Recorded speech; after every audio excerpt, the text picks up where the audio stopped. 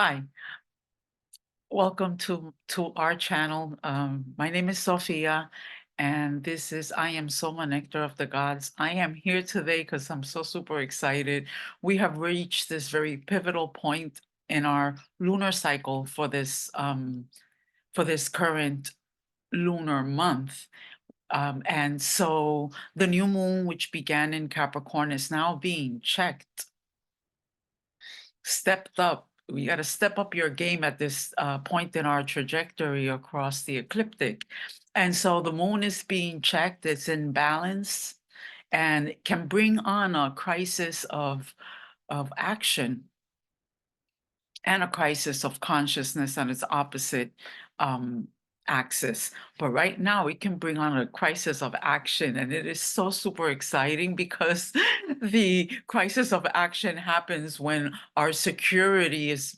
Our moon is in the sign of Aries, and Aries, of course, is all about action. It is that one of the signs that form part of the cardinal square, and the cardinal square are all about initiation. The cardinal signs, which are Libra, Aries, Cancer, and Capricorn, they usher in the new season. And winter, spring, summer, fall, for those of us who live in the Northern Hemisphere, we're all too familiar with the change of seasons. And we know that there is a very powerful force behind these signs. If they are able to initiate a new seasonal period in our life on Earth, you can just imagine the effect that they have at a more subtle level within consciousness, within our own shifts in our lives. And this happens on a monthly basis. This should not be new. This is why studying these ancient sciences is so important, because they actually tune you in with the laws of nature and how to use them to your benefit. And I want to make this point because I think it is so important that we get clear about the fact that the signs and houses and the energies that stream forth through the lordship of these houses are compelling, but they don't impel you to do anything. You have free will. And the reason why I speak about astrology, and I'm fully 100% on board with Jyotish, which is Eastern astrology, and Western astrology. I can see in my mind's eye the relevance of both in terms of leading your best life. And I'm going to be posting more about both of them in the near future. I have a lot of information to share. I'm just getting started. And so today I wanted to focus on this lunar angle that we're having between the moon and the sun. The sun still in Capricorn. Earth signs are super highlighted: integration, groundedness, uh, doing things not on a whim and not on, not off the seat of your pants, but what is your plan, right? During the early part of the lunar cycle, we were all inspired to bring some change into life in the area ruled by Capricorn. In your chart, this could be the first, second, third, fourth, fifth, or any of the houses. Wherever Capricorn sits in your chart is the place where a huge transformation is taking place as Pluto seeks to exit Capricorn in very old age at 29 degree. And the sun will be holding hands. As I said previously in one of the other videos that I recently posted regarding Pluto and your divine purpose on Earth, which is what Pluto highlights and is here to put it on your screen, put it on the screen of your mind, that there's a huge transformation that is being asked of you. And this first quarter moon is indicative of what that change is and what you can do to align, right? And you know what that is because it's your life. And if you've been paying attention to the areas of your life that are more active now than they have been previously, for example, at the time of this alignment which took place, I'm going to share my screen so that you can see the chart. at the time of this new alignment, it so happens to be that the ascendant is the sign of Libra. And Libra is about partnerships, associations, those folks onto whom it's the other, right? It's the other in every sense of the word, whether those be our friends, it could be associates, it could be even family members. It's about commitments and contractual relationships. All of these things are now up for a huge transformation in our lives. The sun is sitting in the fourth house of home.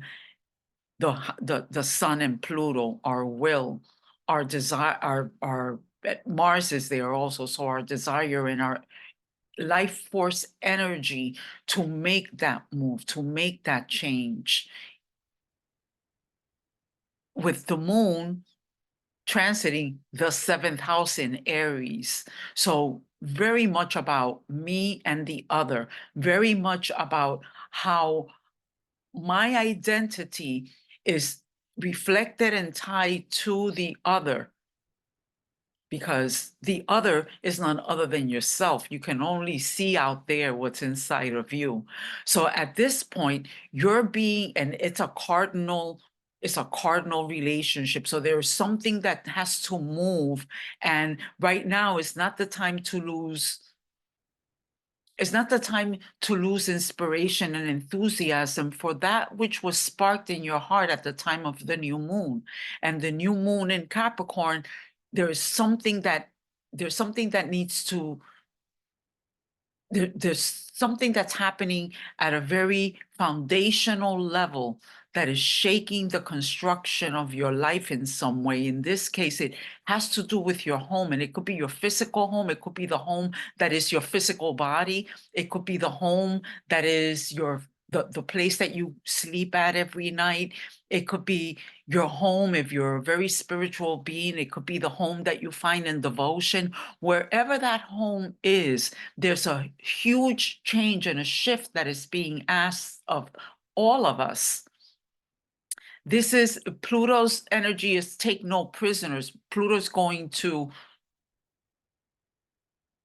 cause an adjustment at a cellular level. And folks like to say, many astrologers like to say that, oh, well, Pluto is generational. You don't feel it on a personal level. Not the case. I'm speaking from experience. I've recently had Pluto actually transiting my house of identity. In my first house, my ascendant is Capricorn, and I am still feeling the changes. And part of that change is my willingness, my breakthrough willingness to share this knowledge with the public, with the masses, so that other people who find resonance with what I'm saying can also anchor their life in following the energetic potential and blueprint that is the astrology. It is not, I don't want to sound too hocus pocus, right? And for a long time, that really kept me gagged. I wouldn't speak about astrology because I didn't want to sound like I was flaking out.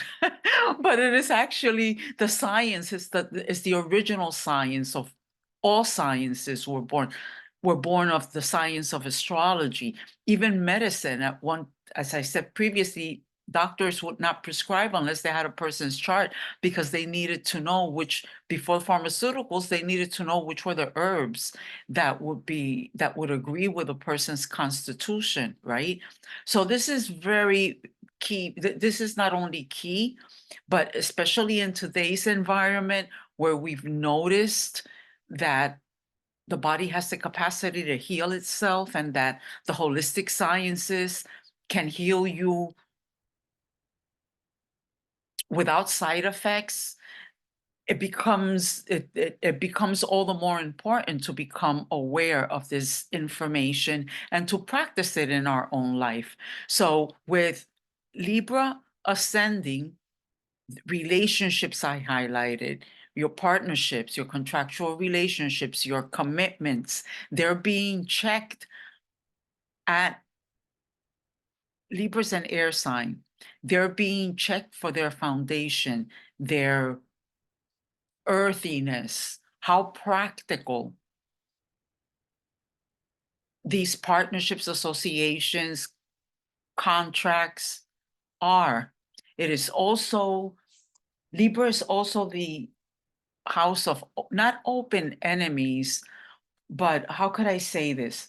Libra is also the house of the open adversaries. People with whom you have friction. That friction is internal. When you resolve that within yourself, it'll disappear from your environment. Today, because of the alignment between the moon and the sun, the moon representing our sense of security, our sense of feeling comfortable in our emotional body. It is close to the north node. There's a calling in your sense of security. There's a calling for you to ground yourself with the energy of a future focus. And I say future because we're talking about the North Node. I say security because where the moon is there. And it has to do with partnerships and commitments and contracts because it's in the 7th house. This is the time. This is the blueprint. What you see here is the blueprint of the moon at that moment that its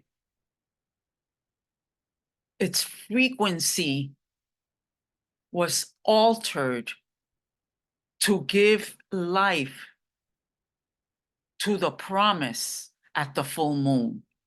So what's being activated within you right now and over the next couple of days is that which will bring to fruition the promise of that new moon. And whatever enthusiasm you felt in your spirit, whatever call you felt in your heart, whatever seeds of illumination you may have experienced in your own awareness, like, I want to build this, but I want to build it this way. I don't want to, those changes that need to happen in order for you to feel fulfilled. This is the time to engage. This is the time to move them forward.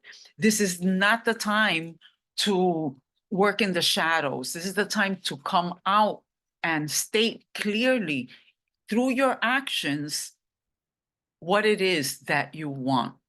And it's not gonna, life is not a popularity contest, I often say.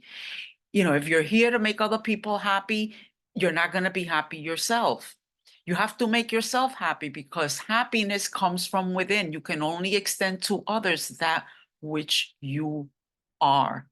So self-care, self-love is how we change the world. Because then by our very own imprint on this earth, we leave a path for others to follow. Otherwise, it's just all words. It's just all mood making. So we have to become that. And at this time, you have to act like you know, and you have to act like you want it. Whatever that it is that was seated in your awareness. And this is why meditation is so important, because if you're meditating, then you become familiar with the energy of your heart. You become familiar with the way information presents itself on the screen of your mind. And then you can identify what is coming from your own inner knowing, your own inner guidance, your own inner compass, as opposed to the energy that's streaming around you. Because sometimes that energy can get really powerful, and depending upon how much you expose yourself to it, it can have more of a pull on your everyday thinking mind. So taking a step back from the environment and shutting our senses and bringing our full awareness within, very quiet, to our breath. You have a meditation technique and a practice every day, 20 minutes in the morning, 20 minutes in the afternoon. There's a Buddhist saying that if you don't have 20 minutes for meditation, practice for an hour. because you're just making excuses. I know that one of my teacher in meditation said, if you have a bed to sleep at night, if you have a place to sit to have dinner, you have a place to meditate. You just sit down and you close your eyes and you shut the world out so that you can begin to become familiar with the inner workings of your own of the consciousness that is within your physiology, and unite that consciousness that is within your physiology to the consciousness of all that is, which is everywhere. It's omniscient, omnipresent, all powerful, all knowing, and that is available to you if you cultivate the practice. Okay, I'm going to get off of that. And not because it's not important, but because I don't want to hammer it so that I turn anybody off. I want you all to be turned on to your own inner life. I want you to be so turned on that you wake up in the morning and you write 3 sentences down. You know, what's the first thing that's coming into your mind? How does that inform what you're going to do today? Is your mind waking up to anxiety and stress? That means it's time to meditate. That means it's time to just close your eyes after you take a shower or once you've splashed some water in your face. Nothing like a toothbrush to wake me up. Toothbrush, I'm awake. So wake up, right? Like really engage your physical structure, and then sit down and do this practice. Do it for you. Journal every day so that way you know where your mind is going, and read about the laws of success so that you can align to them more clearly. The last moments before you go to sleep and the first moments after you wake up are super important times of the day. And if you want to turn up the volume on that, then you just get up right before sunrise and you sit down to meditate at sunset. Super powerful.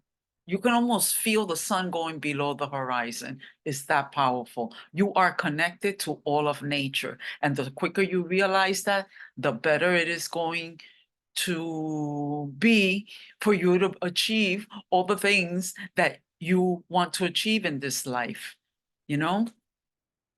So it's actually one of the laws of physics. An object in motion stays in motion until impacted by an object with greater force.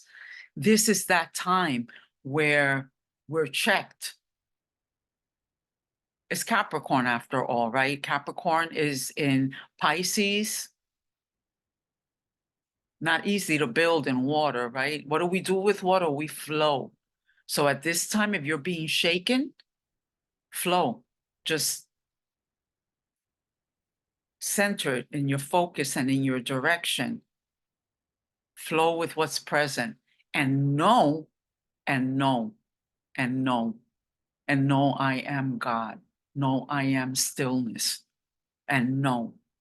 And when you know, then you know. Then all the workings of this realm, this third dimensional realm in which we live, which is constantly bringing us energy and feedback loops based on what happened previously. So what's showing up today is not necessarily what's showing up. Everything is the expression of the life force energy. Some people call that life force energy God. So it's showing up. This is your creation, right? You want to change it? Well, the way that we change it in here. We change it by believing, by having higher thoughts. We don't change it by going out there and pushing and plotting and telling and trying to shift things in the physical realm, right? Because what are you doing? That's showing up there due to past ideas, thoughts, emotions. Leave it alone. Where are you going? Where is that vision?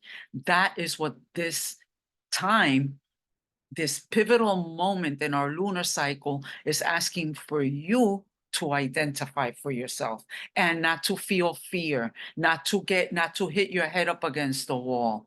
If you think that there's something you shouldn't do, don't do it. Because if you think that you can or you think that you cannot, you're right. And if you think that if you have a belief system that is going to punish you for doing something you don't think it's right, If you're thinking in terms of right and wrong, it's already a time to stop. If it's not a full yes, it's a no. So don't go there. That's my recommendation. That's my best advice to you. That's the advice I give to myself. I wouldn't tell you anything here that I don't apply to my own life. So we have a nice trine relationship with Saturn and Mars and the moon on this chart, and you can see that here. And I can see it here also. Mercury is in good communication with Jupiter.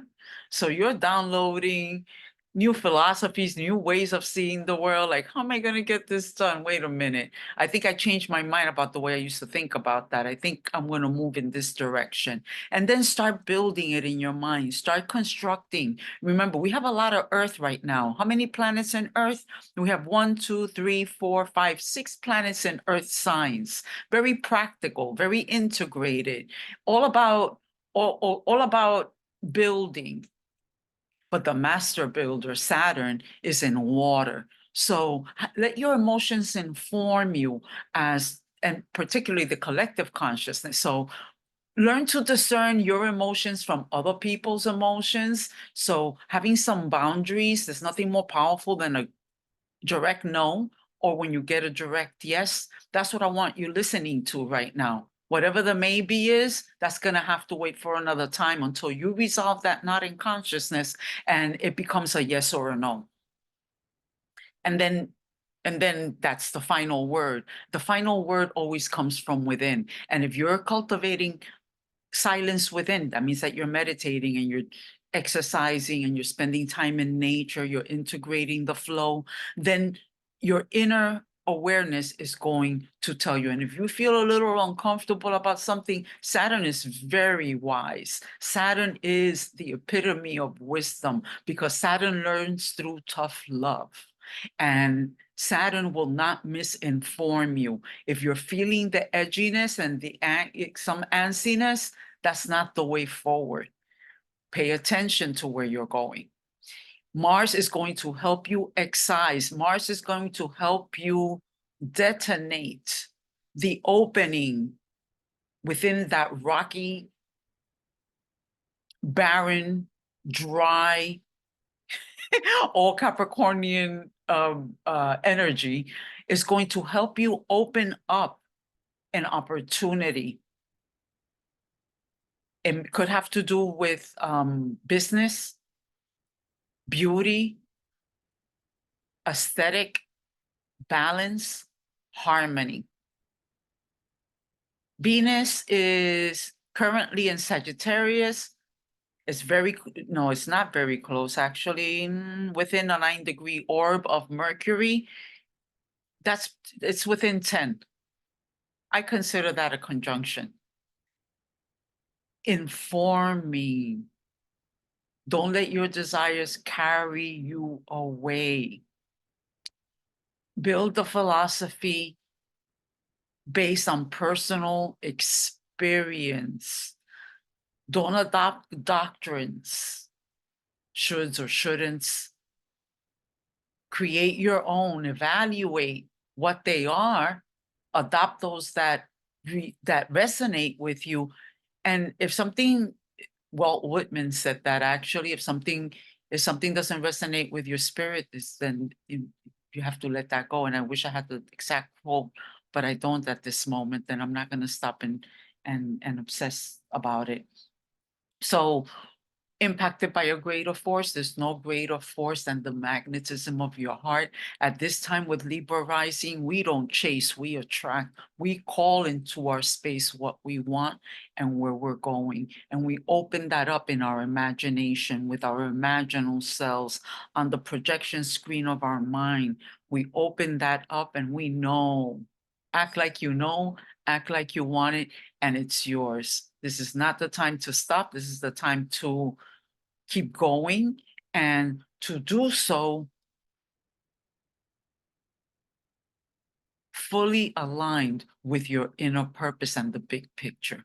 Because the Capricorn new moon It's not about taking flight of fancy on somebody else's ideas and somebody else's projects. This is about you and your success.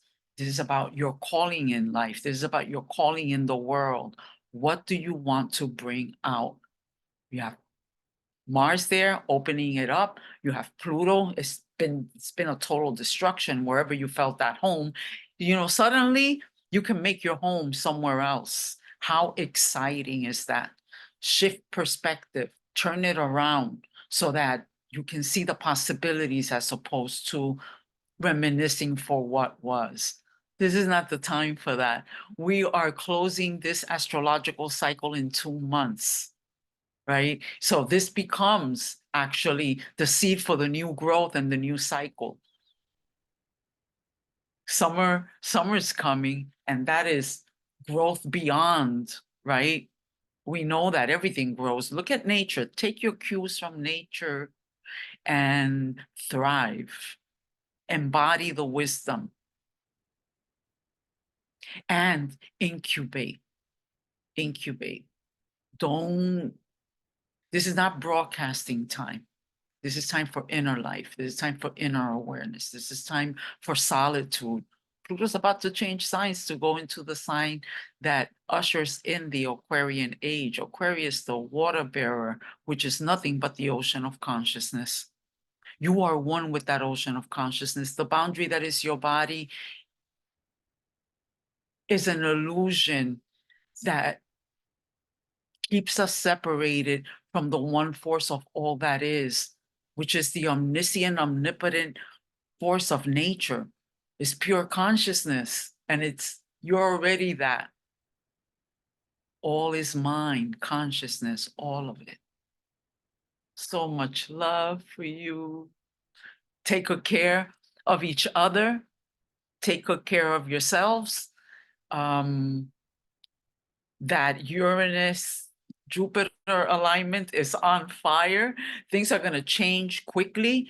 The alignment actually, let me see, Jupiter and is actually a trine, so that we have a very nice,